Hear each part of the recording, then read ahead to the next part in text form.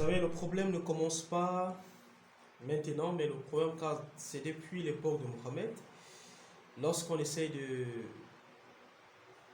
vérifier, de se poser la question de savoir est-ce qu'il y a toujours eu ou encore est-ce qu'il a toujours existé un seul Coran.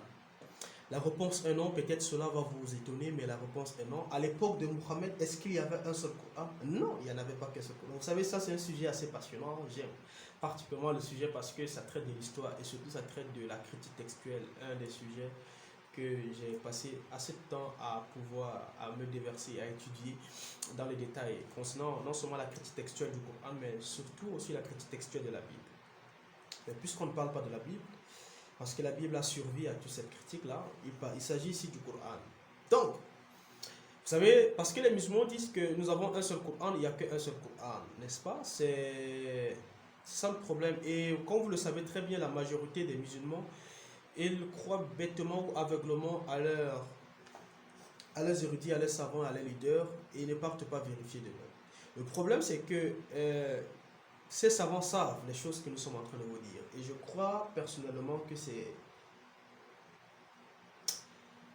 motivé par un autre esprit qu'ils choisissent de cacher la vérité, pas peut-être parce qu'ils ne connaissent pas.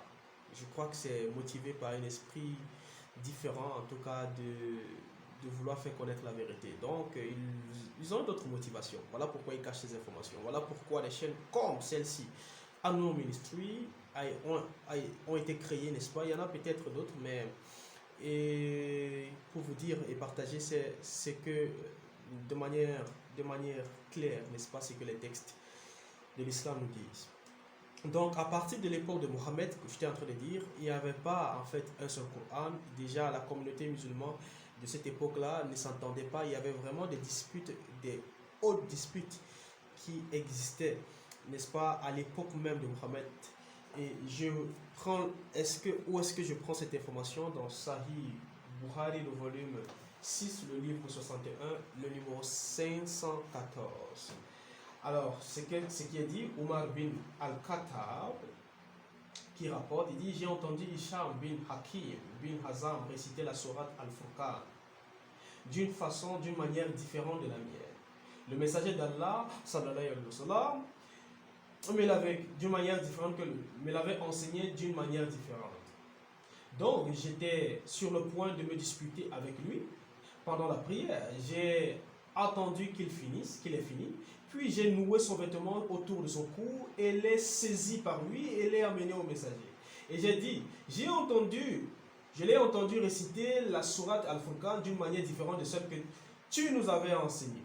Le messager d'Allah, le prophète, m'a ordonné de le relâcher et a demandé à Hicham de le réciter. Quand il a récité, l'apôtre d'Allah a dit, cela a été révélé de cette manière. Il m'a alors demandé de réciter. Quand je l'ai récité, il a dit, cela a été révélé de cette manière.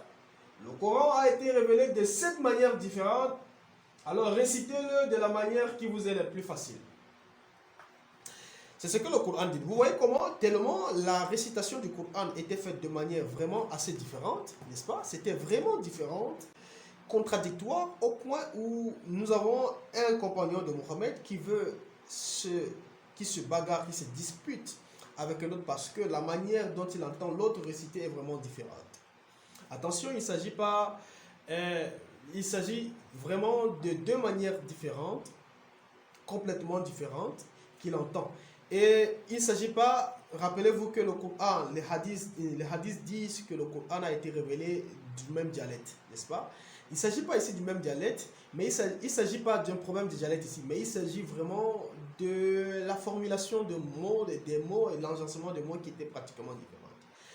Au fur et à mesure que nous allons nous allons avoir produit des vidéos, continuer dans cette étude, vous allez constater quelles sont ces 7 manières différentes. Donc le Coran, Mohammed nous dit qu'en son temps même déjà, il existait pratiquement 7 Corans différents. Donc, et naturellement, vous avez observé que ces 7 manières différentes ne s'entendaient pas toujours les uns des autres, au point de vouloir créer une dispute parmi les disciples de Mohammed. Cela, je ne m'arrête pas à ce niveau-là, parce que Bukhari, le volume 4, le livre 55, le numéro 682 continue. rapporté par Ibn Masoud. Ibn Masoud, un des grands récitateurs, en tout cas, un des grands mémorisateurs du Coran.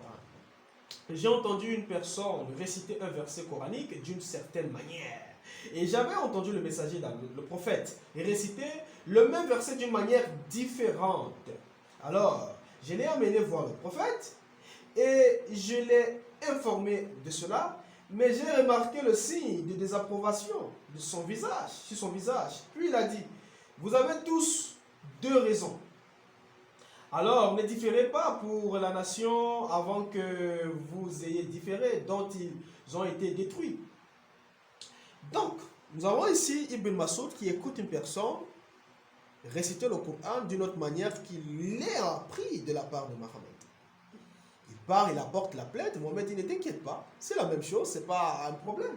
Mais plus haut, dans l'autre hadith, il dit effectivement que Mohammed a dit que le Coran a été révélé de 7 manières différentes. Alors, pourquoi aujourd'hui, selon vous, les musulmans nous présentent un seul Coran arabe? Pourtant, à l'époque de Mohammed, Mohammed dit qu'il y avait 7 Corans différents. 7 Corans, 7 manières. Donc, les disciples ne devaient pas les mêmes versions du Coran. Alors, d'où vient où vous nous dites qu'il y a un seul Coran arabe, un seul Coran arabe? Où sont passés les autres Corans? Au fur et à mesure, vous allez constater que le Coran d'aujourd'hui n'est pas le Coran qui date de l'époque de Mohammed. Le Coran d'aujourd'hui est une invention. Et nous allons découvrir pourquoi ce Coran a été inventé. La vérité, les faits et l'histoire sont têtus, n'oubliez pas cela. Et posez-vous aussi en même temps la question de savoir pourquoi nos imams, nos cheikhs ne nous disent pas la vérité à ce sujet-là. Pourquoi ils nous ont caché cela? Pourquoi c'est Modibo qui vient nous dire cette vérité? À vous d'aller vérifier. Je vous ai donné les sources. Ne me croyez pas et allez vérifier. Après avoir vérifié et de vous-même, n'allez pas demander à vos imams, vérifiez de vous-même. Après avoir vérifié, revenez à la vérité et suivez le véritable Jésus-Christ de Nazareth et lisez le vrai livre, venu de Dieu, la Bible. Modibo Abdoulaye depuis le Cameroun. Shalom.